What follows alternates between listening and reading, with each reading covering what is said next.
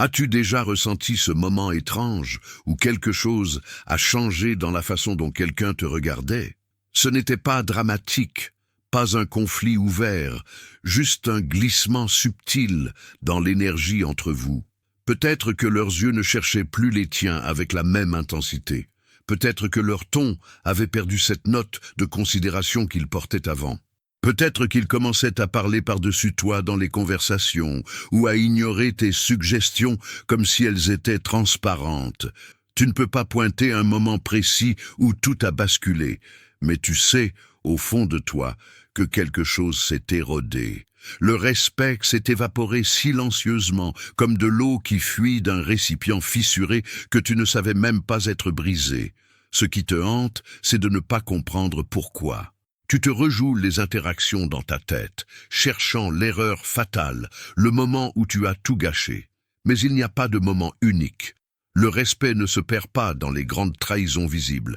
Il s'effrite dans les micro-comportements invisibles que tu répètes sans même t'en apercevoir. Et c'est précisément ce mystère qui rend cette perte si déstabilisante, si profondément douloureuse. Tu as l'impression de tenir du sable entre tes doigts, quelque chose de précieux qui s'échappe malgré tous tes efforts pour le retenir. Ce que je vais te révéler aujourd'hui vient d'une convergence fascinante entre la psychologie des profondeurs de Carl Jung et les découvertes les plus récentes en neurosciences sociales. Jung avait compris quelque chose de fondamental sur la nature du respect. Ce n'est pas quelque chose qu'on gagne par des performances externes ou des démonstrations de force. Le respect est le reflet direct de ton intégrité psychologique inconsciente, de la cohérence entre qui tu es vraiment et comment tu te présentes au monde. Antonio Damasio, neuroscientifique de renommée mondiale, a démontré quelque chose d'extraordinaire dans ses recherches sur les émotions et la conscience. Notre cerveau émet constamment des signaux sociaux imperceptibles qui trahissent notre état intérieur. Chaque compromis que tu fais avec toi-même, chaque fois que tu trahis ta propre vérité, chaque moment où tu agis en contradiction avec tes valeurs profondes, crée une dissonance neurologique que les autres détectent à un niveau complètement inconscient. Leur cerveau social, cette partie ancienne et infiniment sage de leur système nerveux, capte ces incohérences avant même que leur pensée consciente ne les formule. C'est pourquoi tu peux sentir le respect s'évaporer sans comprendre rationnellement ce qui s'est passé. Les gens ne décident pas consciemment de te respecter moins. Leur neurobiologie recalibre simplement leur perception de ton autorité personnelle en fonction des signaux invisibles que tu émets. Ce que tu vas découvrir dans les prochaines minutes va transformer complètement ta compréhension du pouvoir personnel et de la présence authentique. Nous allons explorer ensemble 7 attitudes psychologiques qui érodent silencieusement le respect que les autres te portent. Ce ne sont pas des erreurs morales ou des défauts de caractère à condamner, ce sont des patterns de survie, des mécanismes de protection que tu as construits, souvent dans l'enfance, pour naviguer dans un monde qui ne se sentait pas sûr. Jung appelait cela les complexes, ces constellations d'émotions et de comportements qui se sont cristallisées autour de blessures anciennes. Stephen Porges, à travers sa théorie polyvagale révolutionnaire, nous montre que notre système nerveux autonome communique notre état de sécurité intérieure bien avant nos mots. Quand ces patterns de survie restent actifs dans ta vie adulte, ils transmettent des messages que tu ne veux pas envoyer. Ton corps parle une langue que ton esprit conscient ne contrôle pas. Chacune de ces 7 attitudes possède une logique psychologique profonde, une raison d'exister qui était parfaitement valide à un moment de ta vie. Mais ce qui t'a protégé autrefois te limite maintenant. La bonne nouvelle, et c'est là que les neurosciences modernes rejoignent la sagesse jungienne, c'est que la transformation est possible. Richard Davidson a prouvé que la neuroplasticité, cette capacité extraordinaire du cerveau à se recabler, fonctionne à tout âge. Les circuits neuronaux qui sous-tendent ces attitudes peuvent être reprogrammés. L'individuation dont parlait Jung n'est pas seulement un processus psychologique abstrait, c'est un phénomène neurobiologique mesurable et réalisable. La première attitude qui corrode silencieusement ton autorité personnelle est tellement normalisée dans notre culture qu'elle passe souvent pour de la politesse ou de l'humilité. Mais derrière ce masque social se cache quelque chose de beaucoup plus destructeur. As-tu déjà remarqué comment tu préfaces constamment tes idées, tes demandes, même ton existence par des excuses préventives? Désolé de déranger, mais aurais-tu une minute? Pardon si c'est une mauvaise idée, mais je pensais que peut-être on pourrait... Excuse-moi de prendre ton temps, mais j'ai juste une petite question rapide. Ces petites phrases semblent inoffensives, presque courtoises. Tu as probablement appris que c'était la bonne façon de demander quelque chose, la manière respectueuse d'interagir avec les autres. Mais ce que tu ne réalises pas, c'est que chaque excuse non nécessaire est une micro-trahison de ta propre légitimité. Tu annonces au monde, avant même de formuler ton besoin ou ton idée, que tu ne crois pas mériter l'espace que tu t'apprêtes à occuper.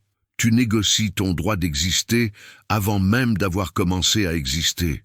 Cette habitude a des racines profondes. Peut-être as-tu grandi dans un environnement où ta présence était traitée comme un fardeau, où exprimer tes besoins était accueilli par l'impatience ou le rejet. Ton cerveau d'enfant a encodé un programme de survie. Si j'annonce d'avance que je suis conscient de déranger, peut-être que la punition sera moins sévère, peut-être que je serai toléré. Cette stratégie avait du sens dans ce contexte. Mais maintenant, des décennies plus tard, ce programme continue de tourner en arrière-plan de toutes tes interactions. Matthew Lieberman, dans ses recherches pionnières sur le cerveau social, a fait une découverte fascinante qui explique exactement pourquoi cette excuse chronique détruit ton autorité. Quand tu préfaces tes communications par des excuses préventives, tu actives dans le cerveau de ton interlocuteur les régions associées à la hiérarchie sociale et à la soumission.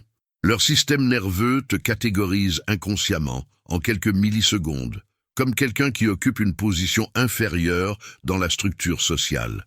Ce n'est pas une décision consciente qu'ils prennent. C'est une réaction neurologique automatique à ton signal de soumission.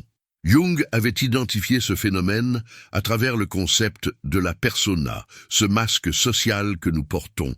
Il parlait spécifiquement de la persona défensive, cette façade que nous construisons pour nous protéger du rejet en annonçant d'avance notre propre insignifiance.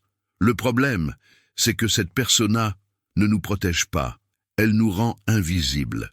Elle communique aux autres que nous ne sommes pas une force à prendre en compte, pas une présence qui compte réellement. Chaque excuse est un signal envoyé directement à leur cerveau inconscient.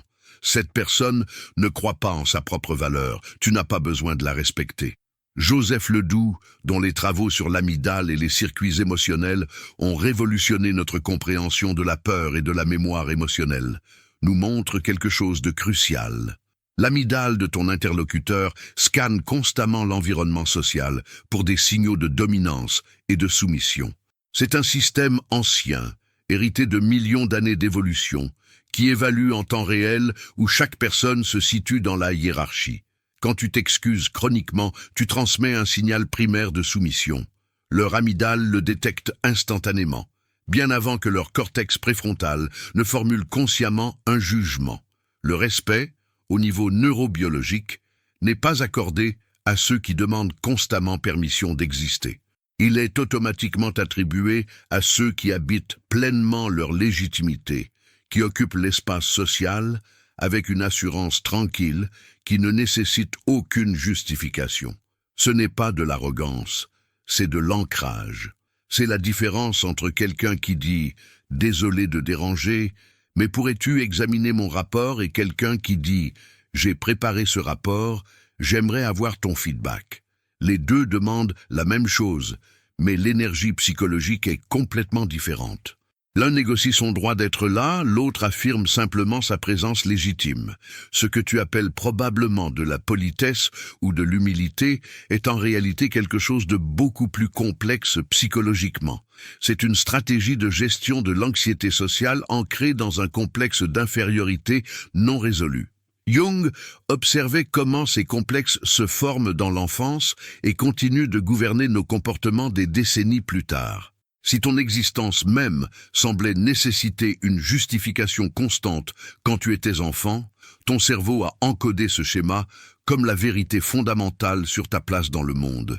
Tu ne mérites l'espace que si tu t'excuses d'abord de le prendre. Chaque excuse est un rituel inconscient de réduction de l'anxiété, une tentative de prévenir un rejet anticipé. Mais voici le paradoxe cruel. En essayant de prévenir le rejet par l'excuse préventive, tu crées exactement ce que tu redoutes. Tu invites les autres à te traiter comme quelqu'un d'insignifiant, en annonçant toi-même ton insignifiance. Le respect ne peut pas s'enraciner dans un sol où tu as toi-même planté les graines du doute sur ta propre valeur. Les gens ne peuvent pas te respecter plus que tu ne te respectes toi-même, et chaque excuse non nécessaire est une déclaration publique de manque de respect envers ta propre existence. La transformation de ce pattern commence par un simple exercice de conscience. Richard Davidson, dont les recherches sur la neuroplasticité ont démontré que le cerveau peut se recabler à tout âge, nous montre que la première étape est toujours la conscience. Commence à observer, sans jugement, chaque impulsion d'excuse. Sens physiquement dans ton corps ce moment où tu t'apprêtes à dire désolé ou pardon avant même d'avoir formulé ta demande. Remarque la tension, l'anxiété anticipatoire, le besoin urgent d'adoucir ta présence. Ne lutte pas contre cette impulsion, observe-la simplement, nomme-la intérieurement. Voilà mon pattern de protection qui s'active. Puis, consciemment, choisis une formulation différente. Remplace désolé de déranger par « j'ai besoin de ton aide avec quelque chose ». Remplace pardon si c'est une mauvaise idée par « voici une idée que j'aimerais explorer avec toi ». Ce n'est pas de l'arrogance, c'est de l'honnêteté. Tu as réellement besoin d'aide, tu as réellement une idée à partager. Pourquoi commencer par t'excuser d'avoir des besoins humains légitimes? Chaque fois que tu choisis consciemment une formulation directe plutôt qu'une excuse préventive, tu graves un nouveau circuit neuronal. Tu enseignes à ton cerveau qu'il est sûr d'exister sans négocier constamment ton droit d'être là. Et quelque chose de fascinant commence à se produire dans tes interactions. Les gens répondent différemment. Leur posture change, leur ton change, leur niveau d'attention change. Parce que tu as arrêté d'activer leur circuit de hiérarchie sociale avec des signaux de soumission. Tu communiques maintenant à leur cerveau inconscient que tu es quelqu'un dont les besoins et les idées méritent d'être pris au sérieux. La deuxième attitude qui draine silencieusement ton pouvoir personnel est encore plus insidieuse parce qu'elle se déguise en connexion sociale et en souci des autres. Mais sous cette apparence se cache une dépendance qui corrode ton autonomie psychologique de l'intérieur. C'est cette habitude compulsive de chercher constamment validation et approbation dans les yeux des autres, de ne pouvoir prendre aucune décision sans d'abord vérifier si elle sera acceptée, applaudie, approuvée par ton entourage. Tu partages chaque pensée, chaque projet, chaque mouvement de ta vie, non pas pour authentiquement communiquer, mais pour mesurer dans leur réaction si tu as le droit de penser ce que tu penses, de vouloir ce que tu veux, d'être qui tu es.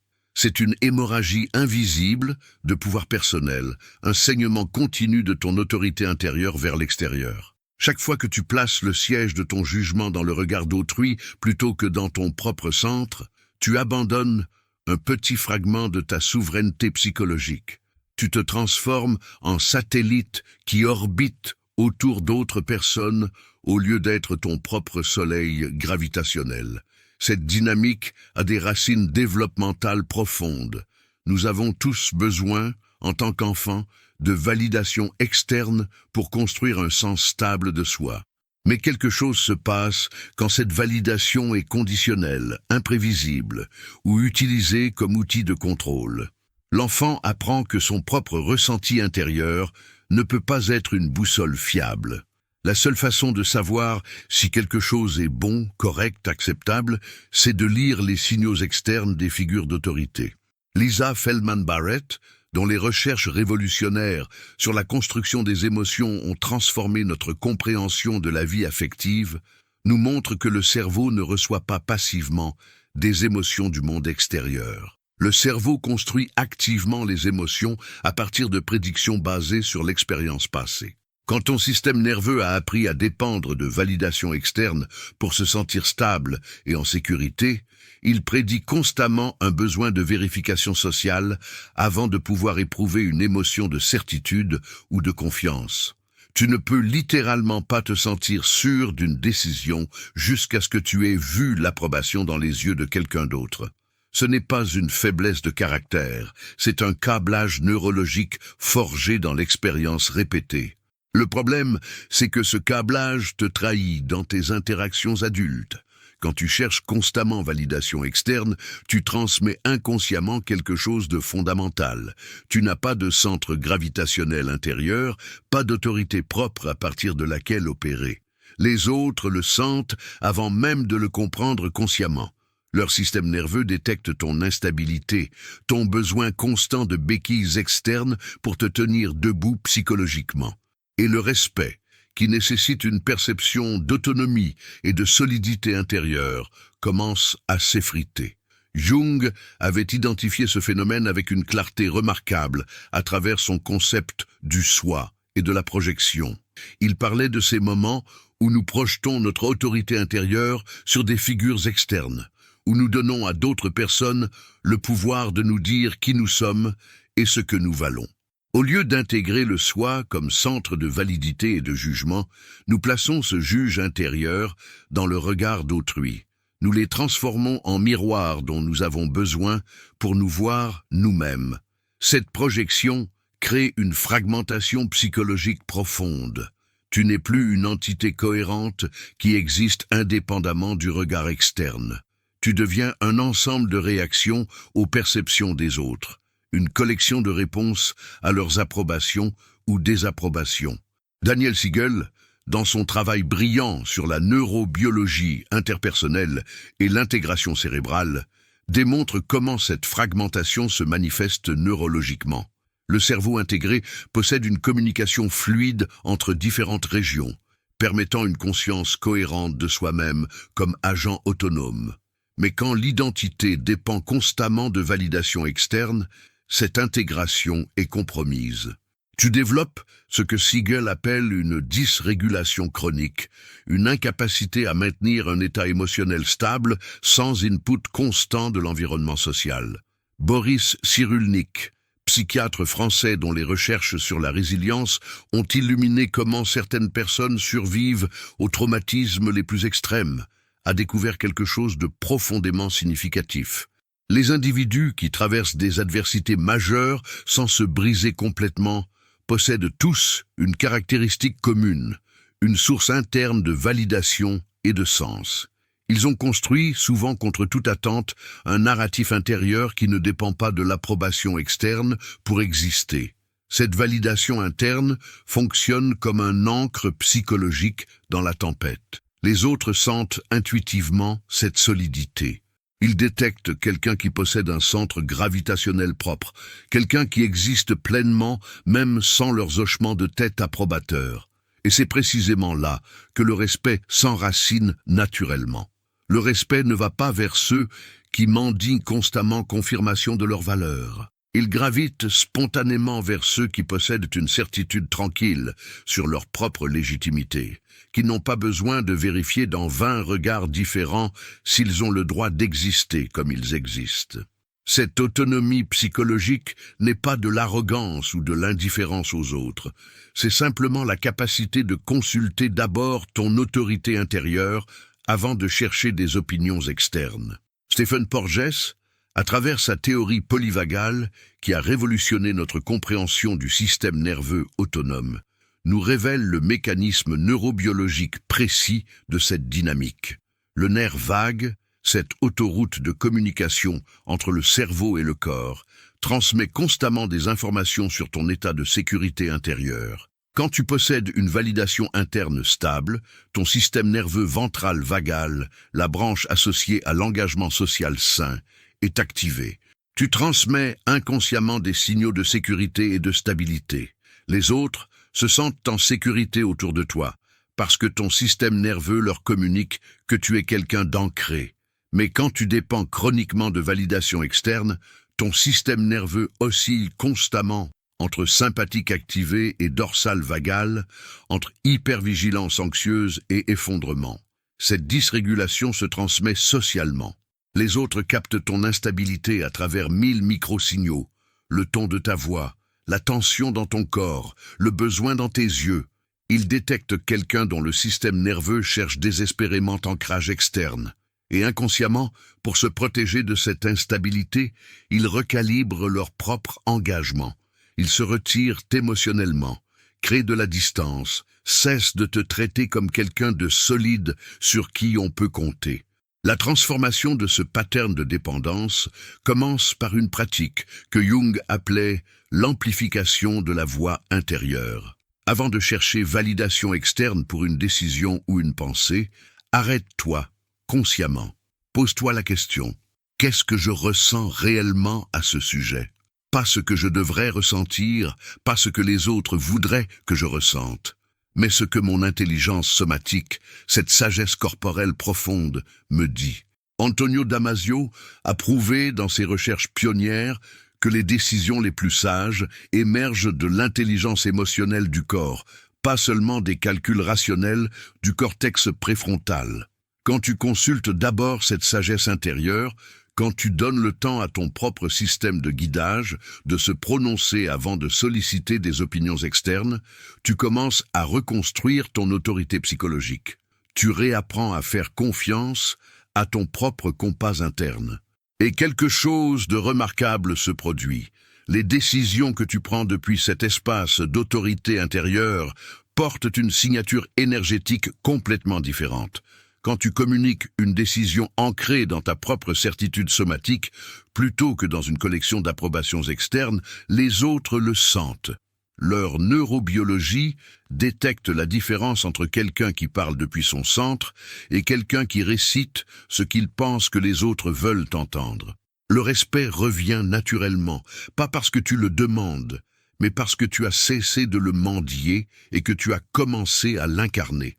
La troisième attitude qui corrode silencieusement ton autorité est peut-être la plus dévastatrice de toutes, précisément parce qu'elle crée une dissonance cognitive chez les autres. C'est l'inconsistance chronique entre ce que tu dis et ce que tu fais, entre les valeurs que tu proclames et les comportements que tu démontres, entre les promesses que tu fais et la réalité que tu livres. Chaque fois que tu affirmes une limite et puis l'abandonnes au premier test, chaque fois que tu déclares une intention et puis agis dans la direction opposée, chaque fois que tu jures une chose et puis en fais une autre, tu crées une fuite d'autorité plus rapide que presque tout autre comportement.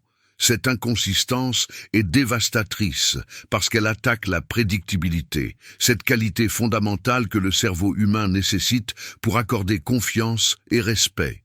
Nous sommes des créatures profondément orientées vers les patterns, notre survie en dépend. Nous avons besoin de pouvoir prédire le comportement des autres pour naviguer en sécurité dans le monde social. Quand quelqu'un dit une chose mais fait systématiquement autre chose, notre cerveau entre en état d'alerte. Nous ne pouvons pas créer un modèle prédictif stable de cette personne. Et sans prédictibilité, le respect s'évapore automatiquement. Ce n'est même pas un choix conscient, c'est une réponse neurobiologique à l'incertitude perçue. Matthew Lieberman, dans ses recherches fascinantes sur le cerveau social et comment nous comprenons les intentions d'autrui, a découvert que les humains possèdent une capacité neurologique extraordinaire pour détecter l'incongruence entre parole et action. En quelques interactions seulement, ton interlocuteur encode inconsciemment un profil de ta fiabilité. Son cerveau crée une carte prédictive de qui tu es réellement basée, non sur tes déclarations, mais sur tes démonstrations comportementales répétées. Chaque fois que tes actions contredisent tes paroles, cette carte se met à jour, recalibrant sa prédiction sur ta fiabilité vers le bas. Et voici ce qui est crucial. Cette mise à jour se produit en grande partie inconsciemment. Les gens ne décident pas rationnellement de te faire moins confiance. Leur cerveau ajuste simplement automatiquement leur modèle prédictif de toi. L'inconsistance active spécifiquement les régions cérébrales associées à la détection de menaces sociales et à la méfiance. Leur amygdale s'allume en réponse à l'imprévisibilité que tu représentes. Tu deviens une source d'incertitude dans leur environnement social, et le cerveau traite l'incertitude comme un danger potentiel. Jung avait une compréhension profonde de ce phénomène, à travers son concept de l'ombre et de l'intégration psychologique. Il parlait de comment chaque promesse non tenue, chaque valeur trahie, chaque inconsistance entre l'image que nous projetons et la réalité de nos actions crée ce qu'il appelait une ombre projetée. Cette ombre n'est pas quelque chose que tu peux cacher. Elle se manifeste énergétiquement dans toutes tes interactions. Les autres la sentent, même s'ils ne peuvent pas la nommer consciemment. C'est cette sensation vague d'inconfort, ce sentiment qu'on ne peut pas tout à fait te faire confiance, même si on ne peut pas pointer exactement pourquoi. Jung insistait sur le fait que l'individuation, ce processus de devenir pleinement qui nous sommes, nécessite une cohérence fondamentale entre notre être intérieur et notre expression extérieure. Quand cette cohérence manque, nous ne sommes pas seulement incohérents pour les autres, nous sommes fragmentés intérieurement. Stanislas Dehaene, neuroscientifique français spécialisé dans la conscience et les processus cognitifs, a démontré que le cerveau humain fonctionne comme une machine à prédire. Il construit constamment des modèles du monde basés sur les patterns observés. Quand quelqu'un est consistant, notre cerveau peut créer un modèle prédictif fiable, ce qui réduit l'incertitude et permet la confiance. Mais quand quelqu'un est inconsistant, le cerveau ne peut pas stabiliser un modèle, ce qui génère anxiété et vigilance accrue. Joseph Ledoux nous montre la profondeur neurobiologique de ce processus à travers ses recherches sur l'amygdale et la formation de mémoires émotionnelles. Chaque interaction que tu as avec quelqu'un crée des traces de mémoire émotionnelle dans son cerveau. Quand tu promets quelque chose et ne livres pas, quand tu affirmes une valeur et agis contrairement, quand tu établis une limite et puis la transgresses toi-même, tu gravis un pattern neurologique spécifique dans leur amygdale. Ce pattern est étiqueté non fiable, imprévisible, ne peut pas faire confiance. Ces mémoires émotionnelles sont extrêmement résistantes à l'effacement. Elles s'accumulent silencieusement avec chaque inconsistance, construisant graduellement un profil émotionnel de toi comme quelqu'un dont les paroles ne signifient rien de substantiel. Le respect, qui nécessite une fondation de confiance et de prédictibilité, s'effondre non pas dans un moment dramatique, mais à travers cette accumulation silencieuse de preuves que tu n'es pas quelqu'un sur qui on peut compter.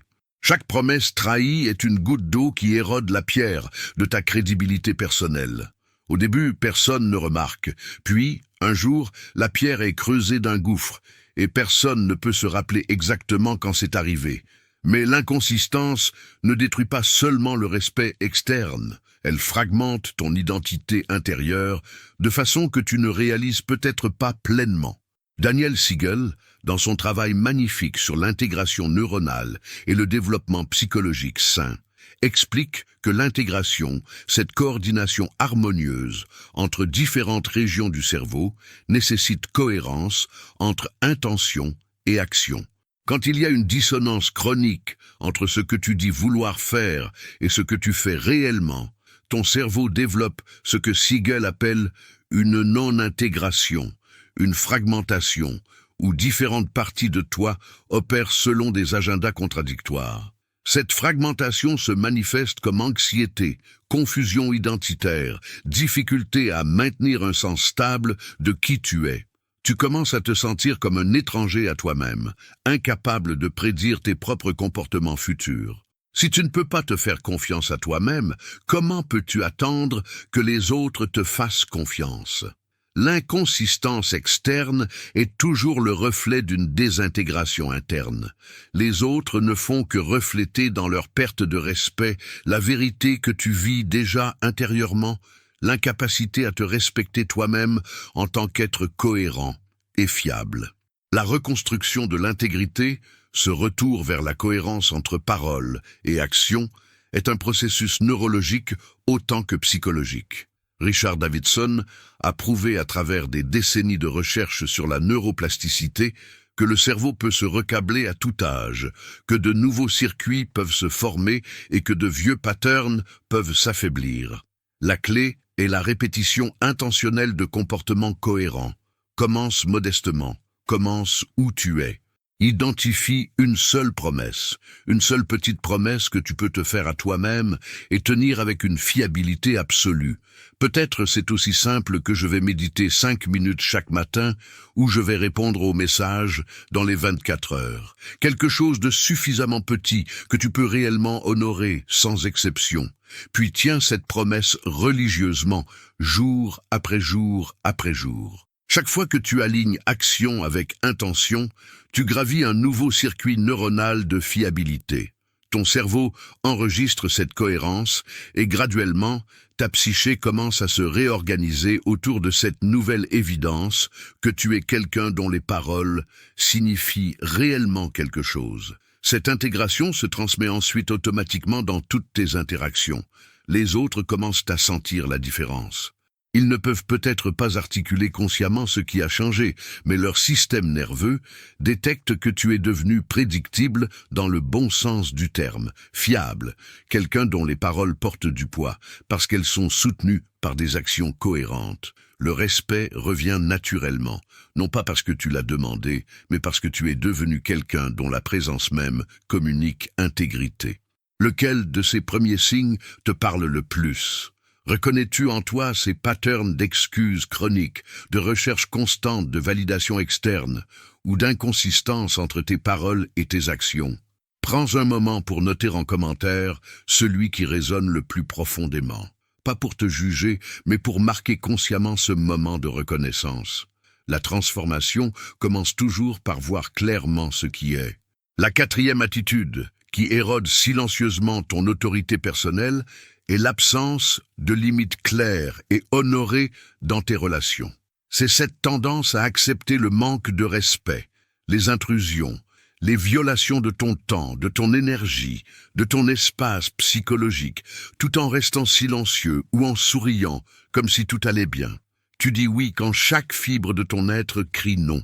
Tu permets aux autres d'interrompre, de dominer, d'ignorer tes besoins, comme s'ils étaient insignifiants. Tu absorbes leur mauvaise humeur, leurs demandes déraisonnables, leurs comportements irrespectueux, en te disant que c'est ce que font les bonnes personnes, que c'est de la compassion, que c'est de l'amour. Mais ce que tu appelles compassion est en réalité une invitation inconsciente au mépris. Sans limite claire et défendue, tu ne possèdes pas de territoire psychologique. Tu deviens un espace ouvert que n'importe qui peut traverser sans considération, et les humains, qu'on le veuille ou non, ne respectent pas ce qui n'a pas de frontières. Le respect nécessite une reconnaissance de où tu finis et où l'autre commence. Sans ces marqueurs clairs, tu te dissous dans les besoins et désirs des autres, perdant les contours de ta propre identité dans le processus. Stephen Porges nous révèle quelque chose de profondément important à travers sa théorie polyvagale qui explique exactement comment l'absence de limites affecte ton système nerveux et, par extension, comment les autres te perçoivent. Le système nerveux autonome possède 3 branches principales. Le ventral vagal, associé à l'engagement social sain, le sympathique associé à la mobilisation et la défense, et le dorsal vagal associé à l'immobilisation et l'effondrement. Quand tu possèdes des limites claires et que tu les défends calmement mais fermement, ton système ventral vagal est activé. Tu communiques sécurité, stabilité, quelqu'un qui sait où il se tient.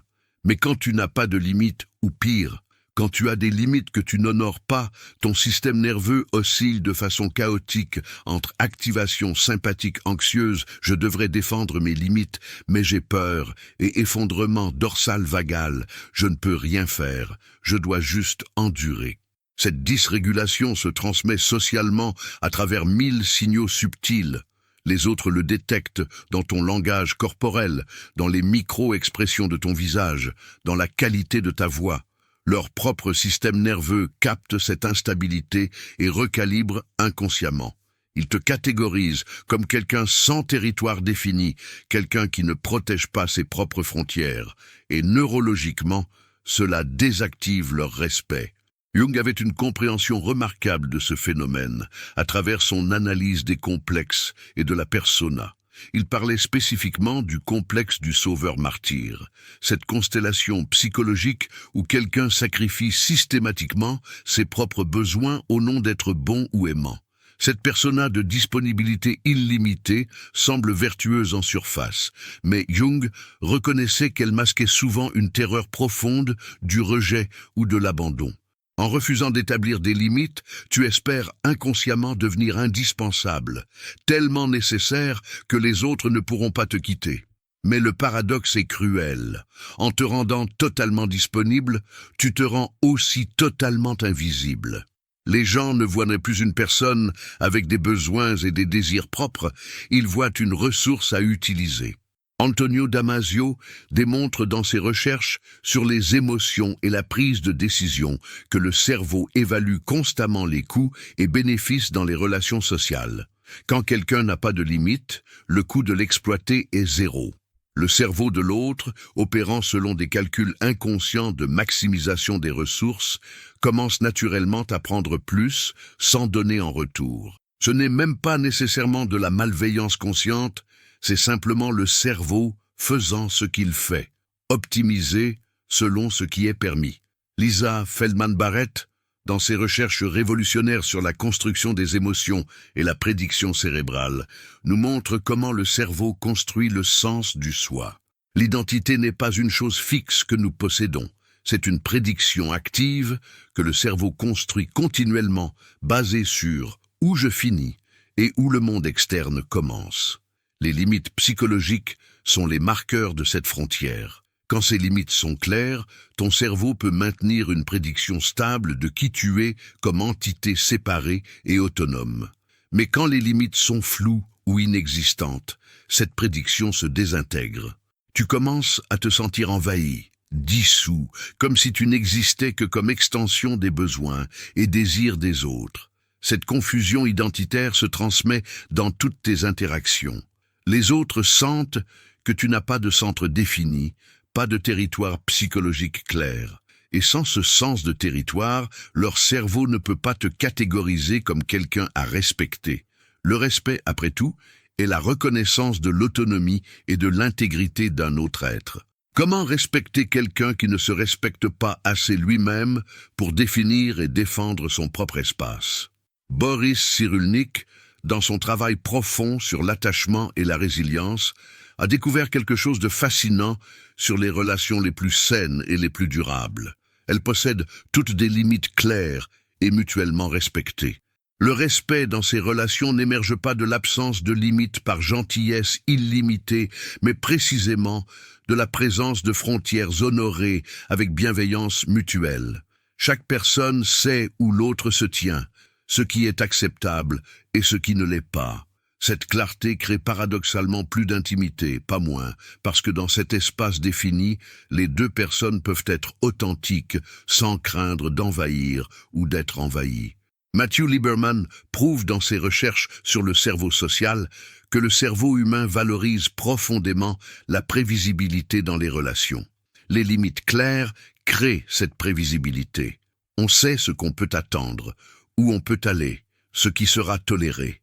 Cette prévisibilité active les circuits neuronaux de confiance et de sécurité. Mais l'absence de limites crée imprévisibilité et anxiété. On ne sait jamais vraiment où on se tient, ce qui génère une vigilance inconfortable et empêche le développement du respect profond. Le travail de reconstruction des limites commence par une reconnaissance honnête de où elles ont été violées et où tu as permis ces violations par ton silence. Daniel Siegel nous montre que l'intégration neuronale nécessite la capacité de dire non autant que la capacité de dire oui. Un non clair et calme n'est pas un acte d'hostilité, c'est un acte d'intégrité. C'est la définition de où tu existes comme être séparé avec des besoins et des limites légitimes. Commence par identifier une limite, une seule limite, claire, que tu vas honorer absolument. Peut-être c'est « je ne réponds pas aux messages de travail après 20 heures » ou « je ne prête plus d'argent sans accord clair de remboursement » ou « je ne tolère plus qu'on m'interrompe constamment en réunion ». Choisis une limite qui compte vraiment pour toi, puis communique-la clairement et calmement. non pas avec colère ou défensivité, mais avec la tranquillité de quelqu'un qui énonce simplement un fait sur sa réalité. Puis, et c'est crucial, honore cette limite de façon absolument cohérente. Chaque fois que tu défends calmement, mais fermement ta limite, tu envoies un signal puissant à ton propre système nerveux et au système nerveux des autres. Tu enseignes à ton cerveau qu'il est sûr de posséder un territoire, que tu mérites un espace psychologique protégé. Tu enseignes aux autres comment te traiter en démontrant comment tu te traites toi-même. Le respect revient parce que tu as créé quelque chose à respecter, des frontières claires qui définissent qui tu es et où tu te tiens. Les gens ne peuvent pas respecter un espace vide et sans forme. Ils respectent un territoire bien défini, gardé par quelqu'un qui sait exactement où les lignes sont tracées. La cinquième attitude qui corrode ton autorité de manière particulièrement insidieuse est celle de la complainte chronique sans action transformatrice. C'est ce pattern de raconter encore et encore les mêmes histoires de victimisation, de se plaindre constamment de circonstances difficiles tout en ne faisant jamais rien de substantiel pour les changer. Tu te positionnes comme victime permanente des autres, des situations, de la vie elle-même, externalisant systématiquement toute responsabilité vers l'extérieur. Chaque conversation devient une litanie de problèmes sans solution, de souffrances sans évolution, de drames sans dénouement.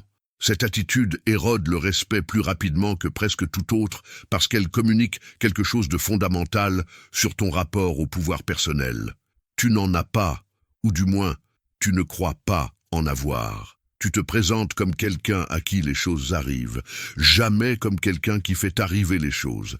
Et les humains, à un niveau neurobiologique profond, sont câblés pour respecter l'agency, cette capacité d'agir sur le monde plutôt que de simplement le subir. Quand tu te plains chroniquement sans jamais transformer, tu signales l'absence de cette agency. Le respect s'évapore parce qu'il n'y a rien à respecter, pas de pouvoir personnel à reconnaître, juste une histoire répétée d'impuissance apprise. Joseph Ledoux, dans ses travaux révolutionnaires sur les circuits de la peur et l'apprentissage émotionnel, a identifié le phénomène de l'impuissance apprise, ce stade psychologique où l'organisme cesse de chercher des solutions après des expériences répétées où aucune action ne semblait faire de différence. Ce qui est fascinant et terrifiant, c'est que l'impuissance apprise ne reste pas confinée aux situations où elle a été initialement développée. Elle se généralise. Le cerveau encode un pattern global. Mes actions n'ont pas d'impact. Je suis impuissant face aux circonstances. Ce pattern neurologique s'active ensuite automatiquement dans de nouvelles situations, créant une prophétie auto-réalisatrice. Tu ne cherches même plus de solution parce que ton cerveau a déjà prédit que rien ne fonctionnera. La complainte chronique est la manifestation comportementale de cette impuissance apprise. Et voici ce qui est crucial pour comprendre pourquoi elle détruit le respect. Quand tu te plains constamment sans agir, tu actives ces mêmes circuits d'impuissance apprise dans le cerveau de ton interlocuteur. Pas pour eux-mêmes, mais dans leur perception de toi. Leur cerveau te catégorise inconsciemment comme quelqu'un sans agency, quelqu'un qui subit le monde plutôt que de le façonner. Cette catégorisation neurologique désactive automatiquement les circuits de respect. Jung avait une compréhension profonde de ce qu'il appelait l'identification avec l'archétype de la victime. C'est un des archétypes psychologiques les plus puissants et les plus dangereux parce qu'il offre certains avantages psychologiques secondaires qui le rendent difficile à abandonner. En t'identifiant comme victime, tu obtiens sympathie, tu évites responsabilité, tu justifies pourquoi ta vie n'est pas ce que tu voulais qu'elle soit. Mais le coup est dévastateur. Tu abandonnes tout pouvoir personnel. Tu te figures comme effet plutôt que cause, comme objet plutôt que sujet de ta propre vie. Antonio Damasio démontre dans ses recherches que le cerveau émotionnel communique ton sens d'agency ou son absence à travers des signaux subtils mais puissants. Quand tu es identifié à l'archétype de victime, ton langage corporel, ton ton de voix, tes expressions faciales, tout communique cette position existentielle d'impuissance. Les autres le détectent avant même que les mots ne soient prononcés. Leur système nerveux capte que tu ne te vois pas comme acteur de ta vie et ils ajustent leur traitement de toi en conséquence. On ne demande pas conseil à quelqu'un qui se plaint chroniquement sans agir.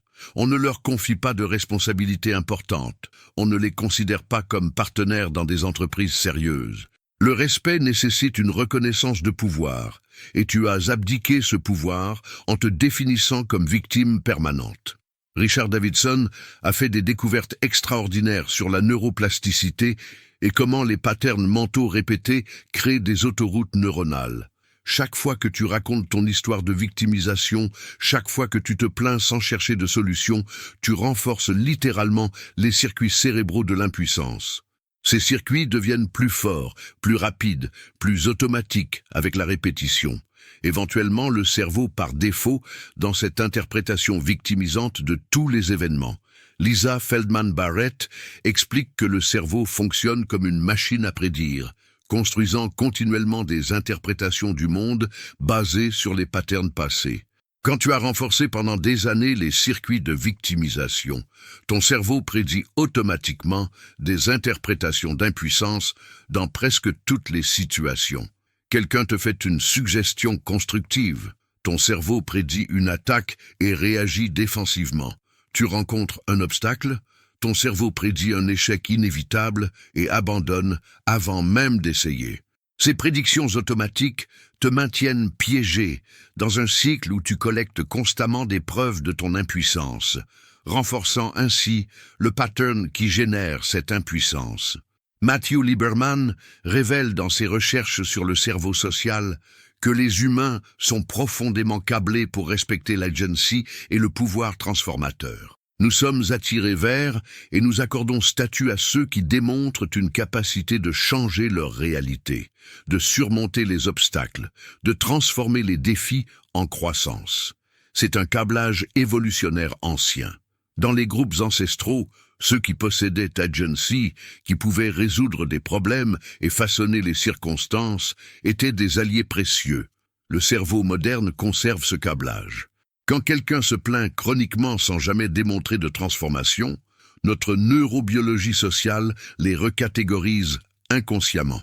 Ils passent de acteurs potentiels à fardeau potentiel, de quelqu'un qui peut contribuer à quelqu'un qui va constamment drainer. Cette recatégorisation n'est même pas consciente ou malveillante, c'est simplement le cerveau social faisant son travail de tri et de priorisation des relations selon leurs valeurs adaptatives. Le respect s'évapore parce que le cerveau a déterminé, basé sur les preuves comportementales répétées, que cette personne n'est pas un agent mais un patient, pas quelqu'un qui agit mais quelqu'un qui subit. La transformation de ce pattern commence par un shift narratif radical que Boris Cyrulnik décrit magnifiquement dans ses travaux sur la résilience. La résilience n'est pas l'absence de souffrance ou de trauma, c'est la capacité de passer de « je suis victime de mes circonstances » à « je suis l'auteur de ma transformation ». C'est un shift de identité basé sur ce qui m'est arrivé à identité, basé sur comment j'ai choisi de répondre à ce qui m'est arrivé. Ce shift est profondément neurologique. Daniel Siegel démontre qu'il active les régions préfrontales associées à l'agency, à la planification, au contrôle exécutif. Au lieu de rester coincé dans les circuits limbiques de réactivité émotionnelle à la souffrance passée, tu engages les parties du cerveau qui peuvent imaginer et créer des futurs différents. Commence par remplacer chaque complainte par une action, même minuscule. Au lieu de dire « mon travail est terrible et je déteste mon patron », demande-toi quelle est la plus petite action que je peux prendre aujourd'hui pour améliorer ma situation ou pour me rapprocher d'un changement. Peut-être c'est mettre à jour ton CV, ou avoir une conversation difficile, ou commencer à explorer d'autres options. L'action elle-même importe moins que le shift psychologique qu'elle représente. Tu passes de patient à agent. Chaque action, même microscopique, renforce les circuits neuronaux de pouvoir personnel. Ton cerveau commence à encoder une nouvelle évidence. Je suis quelqu'un qui façonne ma réalité, pas quelqu'un qui la subit passivement. Cette transformation interne se transmet immédiatement dans toutes tes interactions. Les autres sentent le changement énergétique. Tu n'es plus la personne qui raconte les mêmes histoires tristes sans fin. Tu es devenu quelqu'un en processus de transformation active. Le respect revient naturellement parce qu'ils voient maintenant quelqu'un avec agency, quelqu'un qui mérite respect, précisément parce qu'il refuse de rester victime de ses circonstances. La sixième attitude qui érode silencieusement ton autorité est l'absence d'opinion propre et de conviction stable. C'est cette tendance à adopter l'opinion de la personne la plus dominante dans la pièce, à changer de position selon ton audience, à n'avoir aucune conviction ancrée que tu défendrais face à l'opposition. Tu es un caméléon cognitif, reflétant les pensées des autres plutôt que d'avoir les tiennes. Cette fluidité excessive n'est pas de l'ouverture d'esprit ou de la flexibilité intellectuelle. C'est une absence d'identité cognitive. Tu n'existes que comme miroir des autres, sans substance propre à refléter. Cette absence de centre intellectuel détruit le respect de manière particulièrement profonde, parce que l'identité elle-même est en grande partie construite sur ce que nous pensons et croyons. Quand tu ne penses rien de stable, quand tu ne crois rien assez fortement pour le défendre, tu n'es personne en particulier. Tu es une collection de réponses aux autres plutôt qu'une personne cohérente avec une perspective propre. Et les humains ne respectent pas le vide. Ils respectent la substance. Ils respectent quelqu'un qui représente quelque chose de réel, même s'ils ne sont pas d'accord avec ce quelque chose. Stanislas Dehaene, neuroscientifique français dont les travaux sur la conscience et les processus cognitifs ont révolutionné notre compréhension de l'esprit, révèle que le cerveau humain respecte profondément la cohérence cognitive. La conscience elle-même émerge en partie de la capacité du cerveau à maintenir des représentations stables et cohérentes du monde. Quand quelqu'un manque d'opinion stable, quand ses positions changent selon le vent social, notre système nerveux détecte une absence de structure cognitive interne. C'est comme essayer de s'appuyer sur un mur qui n'existe pas. Le cerveau cherche la solidité, la prévisibilité, quelque chose de stable sur quoi construire un modèle de qui est cette personne. Mais quand les opinions fluctuent constamment, aucun modèle stable ne peut se former. Antonio Damasio démontre que les convictions authentiques, celles qui sont ancrées dans l'intelligence somatique et l'expérience émotionnelle profonde, portent une signature neurologique spécifique. Quand quelqu'un parle depuis une conviction réelle, son cerveau émotionnel et son cortex préfrontal sont synchronisés, créant une cohérence que les autres détectent inconsciemment.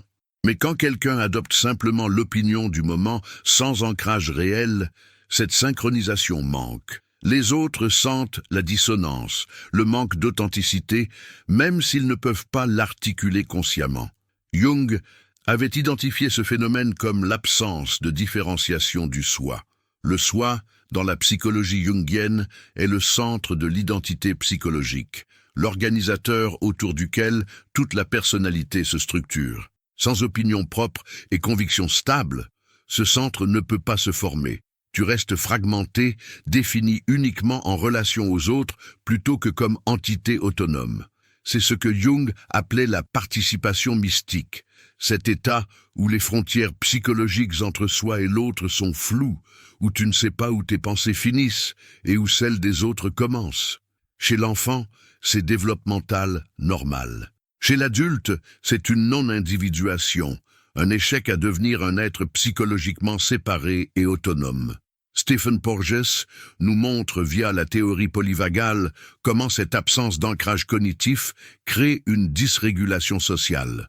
Le système nerveux cherche constamment dans l'environnement des signaux de sécurité ou de danger. Une des façons dont nous évaluons la sécurité d'autrui est à travers leur prévisibilité et leur cohérence. Quelqu'un sans opinion stable devient imprévisible cognitivement. On ne sait jamais ce qu'ils vont penser ou dire, ce qui active subtilement les circuits d'alerte plutôt que de confiance. Cette activation d'alerte, même subtile, est incompatible avec le respect profond. Lisa Feldman Barrett explique que le cerveau construit l'identité à travers des prédictions cohérentes sur qui je suis, incluant ce que je pense et crois. Ces prédictions doivent avoir une certaine stabilité pour qu'une identité cohérente puisse émerger. Quand tes opinions changent constamment selon l'audience, ton propre cerveau ne peut pas construire un modèle stable de qui tu es cognitivement.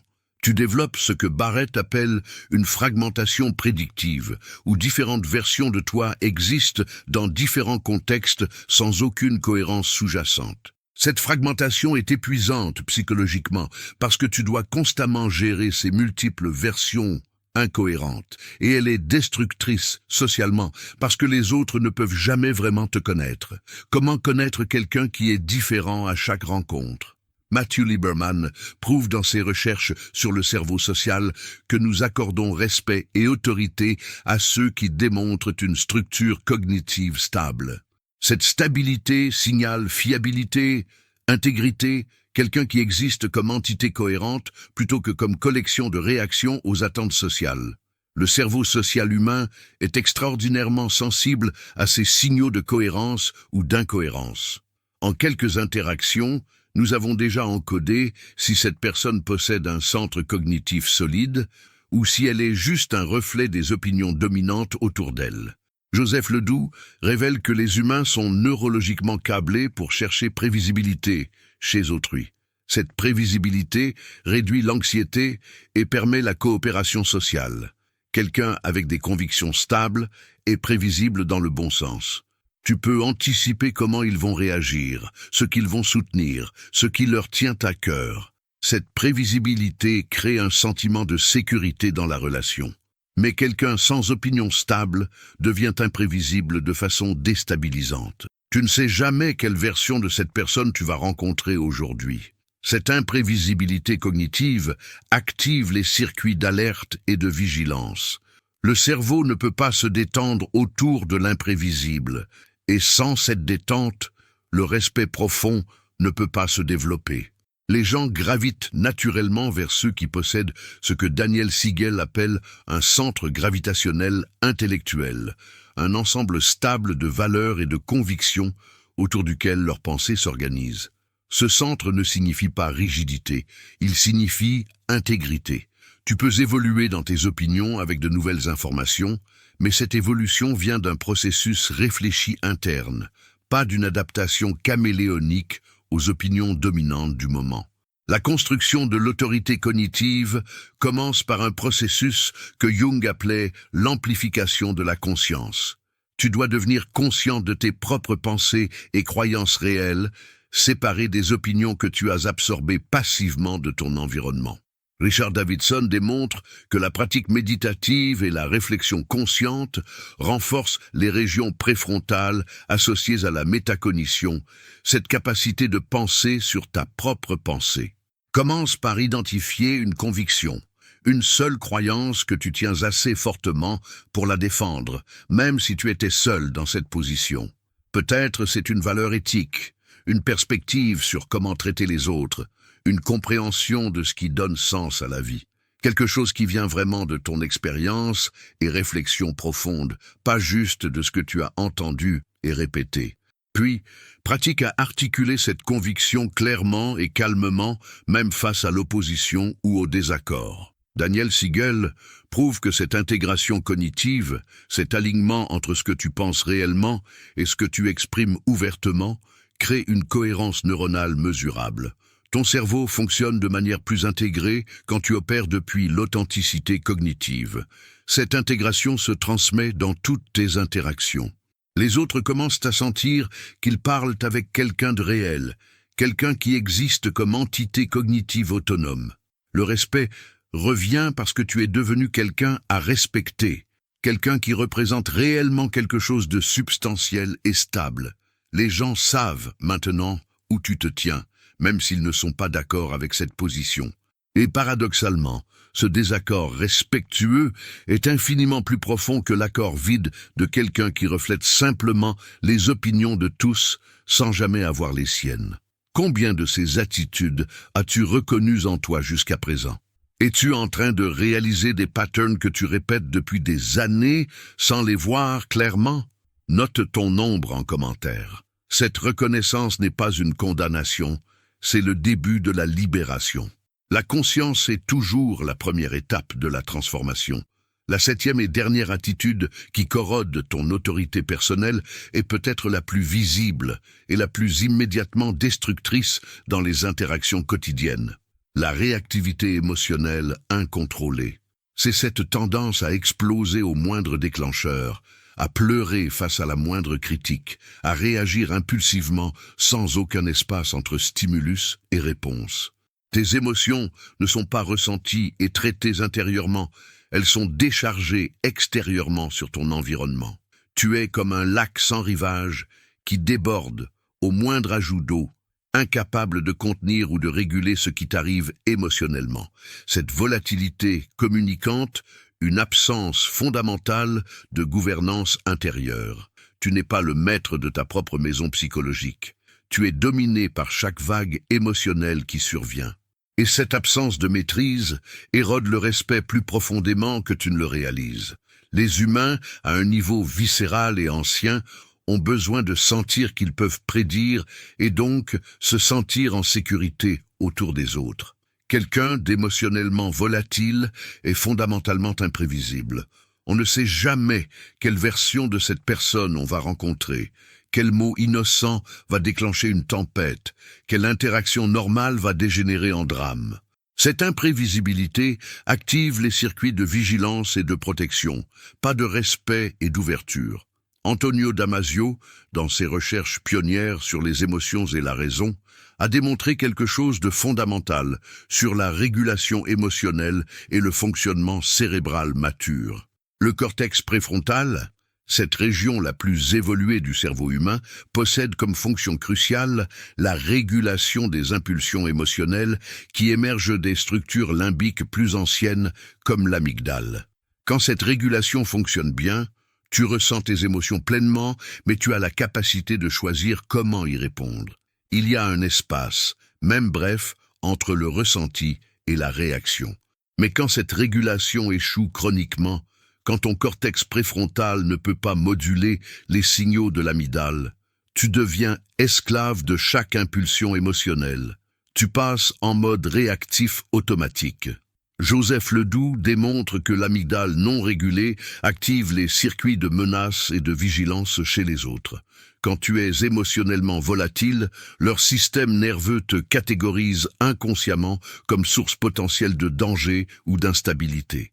Ils ne peuvent pas se sentir complètement en sécurité autour de toi parce qu'ils ne savent jamais quand la prochaine explosion va survenir. Cette absence de sécurité ressentie est absolument incompatible avec le respect profond. On ne respecte pas ce qu'on craint ou ce qu'on doit constamment gérer sur la pointe des pieds. Jung parlait de ce phénomène à travers le concept de l'intégration de l'ombre émotionnelle et des complexes autonomes.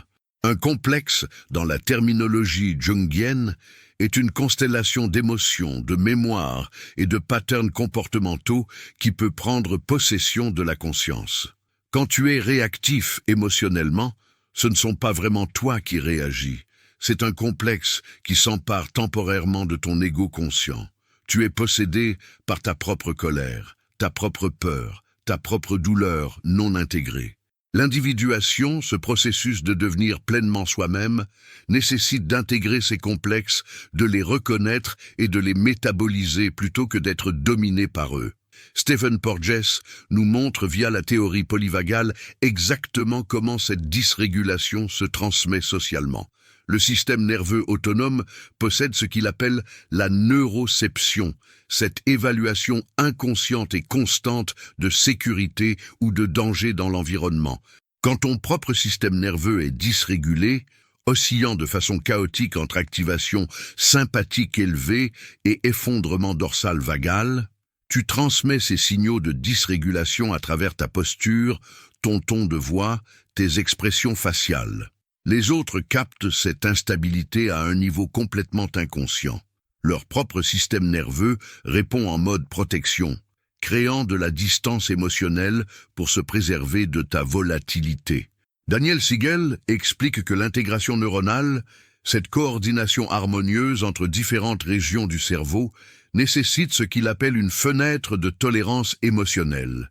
C'est ta capacité à rester régulé même face à des émotions intenses, à ne pas tomber dans l'hyperactivation extrême ni dans l'hypoactivation dissociative. Quand cette fenêtre est étroite, tu oscilles constamment entre ces états extrêmes, réagissant de façon disproportionnée à des stimuli relativement mineurs. Lisa Feldman Barrett prouve que le cerveau prédit continuellement la stabilité émotionnelle d'autrui et accorde respect proportionnellement à cette prévisibilité affective. Quelqu'un avec une large fenêtre de tolérance, qui peut rester centré même dans la turbulence, communique maturité et fiabilité. Mais quelqu'un avec une fenêtre étroite, qui est constamment déclenché et réactif, communique immaturité développementale. Le cerveau social fait cette évaluation rapidement et automatiquement. Ce n'est pas un jugement moral conscient, c'est une catégorisation neurologique basée sur des signaux de régulation ou de dysrégulation. Et cette catégorisation détermine profondément le niveau de respect accordé. Boris Cyrulnik démontre dans ses travaux sur la résilience que la capacité de rester relativement centré face à la tempête émotionnelle est une des caractéristiques définissantes des personnes résilientes. Ce n'est pas qu'elles ne ressentent pas d'émotions intenses, c'est qu'elles ont développé la capacité de les contenir et de les métaboliser intérieurement plutôt que de les décharger chaotiquement sur leur environnement. Cette capacité de contenance émotionnelle crée ce que Cyrulnik appelle un tuteur de résilience, quelqu'un sur qui les autres peuvent s'appuyer parce qu'il reste stable, même quand tout s'effondre autour. Matthew Lieberman révèle que le cerveau social humain valorise profondément cette stabilité émotionnelle, précisément parce qu'elle permet la coopération et la sécurité relationnelle. Dans nos groupes ancestraux, quelqu'un d'émotionnellement volatile représentait un risque pour la cohésion du groupe. Le cerveau moderne conserve ce câblage. Nous sommes naturellement attirés vers et nous accordons statut social à ceux qui démontrent régulation émotionnelle. Inversement, nous nous éloignons instinctivement de ceux dont la volatilité crée de l'instabilité. La réactivité chronique fait littéralement fuir les autres à un niveau inconscient. Ils ne décident pas rationnellement de prendre leur distance, leur système nerveux le fait automatiquement pour se protéger. La cultivation de la maîtrise émotionnelle n'est pas un processus de suppression ou de déni des émotions. C'est exactement le contraire. C'est le développement de la capacité de ressentir pleinement, tout en maintenant la conscience et le choix dans la réponse. Richard Davidson a prouvé à travers des décennies de recherche que les pratiques contemplatives, comme la méditation, remodèlent littéralement les circuits de régulation émotionnelle. La méditation renforce les connexions entre le cortex préfrontal et l'amygdale, augmentant ta capacité de réguler les réponses émotionnelles. Elle élargit ta fenêtre de tolérance, te permettant de rester présent avec des émotions intenses sans être submergé. Stanislas Dehaene démontre que cette capacité métacognitive, cette conscience de tes propres états émotionnels en temps réel, active les régions préfrontales supérieures associées à la conscience de soi sophistiquée. Commence par créer un espace, même de quelques secondes, entre le stimulus émotionnel et ta réponse. Quand tu sens la montée de colère, d'anxiété ou de douleur, pause. Respire consciemment, nomme intérieurement l'émotion, voilà de la colère qui monte, voilà de la peur qui s'active. Ce simple acte de nommer crée une distance psychologique, engageant ton cortex préfrontal dans le processus. Tu passes de « je suis ma colère » à « je ressens de la colère ». Cette distinction grammaticale apparemment mineure représente un shift neurologique majeur. Tu n'es plus identifié à l'émotion, tu es conscient de l'émotion. Et depuis cette conscience, tu peux choisir comment répondre au lieu de réagir automatiquement. Chaque fois que tu crées cet espace, chaque fois que tu choisis une réponse consciente plutôt qu'une réaction impulsive, tu renforces les circuits de régulation. Ton cerveau se recable graduellement vers plus de maîtrise, et cette transformation interne se manifeste immédiatement dans tes relations. Les autres commencent à sentir une qualité différente dans ta présence. Tu es devenu quelqu'un de solide, quelqu'un qui ne sera pas emporté par chaque vague émotionnelle. Le respect revient naturellement parce que tu émanes maintenant stabilité et centrage. Les gens se sentent en sécurité autour de toi, libres d'être authentiques, parce qu'ils savent que tu ne vas pas réagir de façon disproportionnée ou imprévisible. Tu es devenu un espace stable, dans lequel la relation peut respirer et se développer. Ces 7 attitudes ne sont pas des défauts moraux à condamner en toi-même. Ce sont des patterns psychologiques, souvent forgés dans la nécessité de la survie durant l'enfance ou face au trauma. Tu as développé ces comportements pour naviguer dans un monde qui ne se sentait pas sûr, où ton existence authentique semblait menacée. L'excuse chronique te protégeait du rejet anticipé. La recherche de validation externe te donnait une boussole dans un environnement imprévisible. L'inconsistance te permettait de t'adapter à des demandes contradictoires. L'absence de limites évitait les conflits terrifiants. La complainte exprimait une douleur qui ne pouvait pas être entendue autrement. Le manque d'opinion propre te rendait acceptable dans un système qui punissait l'individualité. La réactivité émotionnelle déchargeait une intensité qui n'avait nulle part ailleurs où aller. Chacune de ces attitudes avait, à un moment, une logique psychologique parfaite. Jung comprenait que nous devons honorer la sagesse de nos mécanismes de survie, même en reconnaissant qu'ils nous limitent maintenant. La transformation commence toujours par cette reconnaissance compatissante, pas par le jugement ou la honte. En voyant clairement ces patterns, en comprenant leurs racines et leurs conséquences, tu as déjà initié le processus d'intégration. La conscience elle-même est transformatrice. Tu ne peux plus répéter ces behaviors complètement inconsciemment maintenant que tu les as vus. Ce que les neurosciences modernes confirment magnifiquement, c'est que le cerveau possède une plasticité extraordinaire. Antonio Damasio et Richard Davidson ont démontré que les circuits neuronaux peuvent se recabler à tout âge, que de nouveaux patterns peuvent s'établir et que d'anciens patterns peuvent s'affaiblir. L'individuation dont parlait Jung n'est pas seulement un processus psychologique abstrait, c'est un phénomène neurobiologique mesurable et réalisable.